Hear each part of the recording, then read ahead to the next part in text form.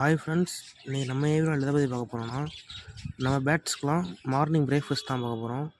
அதில் பார்த்தீங்கன்னா இன்றைக்கி முளைக்கட்டின பச்சை பயிர் கொடுக்க போகிறோம்.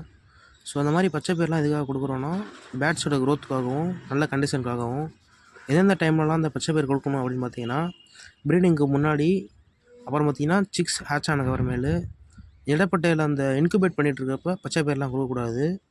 நெக்ஸ்ட்டு பார்த்தீங்கன்னா ரைனிங் டைமில் பேட்ஸுக்கு பச்சை பயிர் கொடுக்கக்கூடாது. பேட் சீக் ஆகிறதுக்கு நிறைய சான்சஸ் இருக்குது.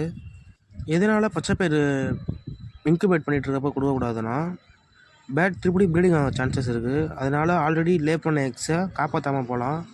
அதனாலே நிறையா டைம்ஸ் எக் பிளேண்ட்ஸ் ஆகும். ஸோ நிறைய பேர் வெறும் தண்ணியும் தண்ணியும் மட்டும்தான் கேஜில் வைப்பாங்க. இந்த மாதிரி நம்ம அடிஷ்னலாக ஊற வச்சு கொடுக்குறனால சிக்ஸ் நிறைய வரவும் சான்ஸ் இருக்குது.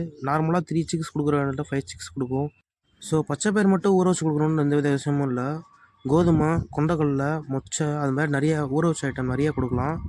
அப்புறம் பார்த்திங்கன்னா கொத்தமல்லி, கார்ன் இதெல்லாம் நம்ம சிக்ஸ் ஹேட்ச் ஆனக்கிற மேலே நிறைய கொடுக்கணும். அப்போ தான் சிக்ஸ் டெத் ரேஷியோவை கம்மி பண்ண முடியும்.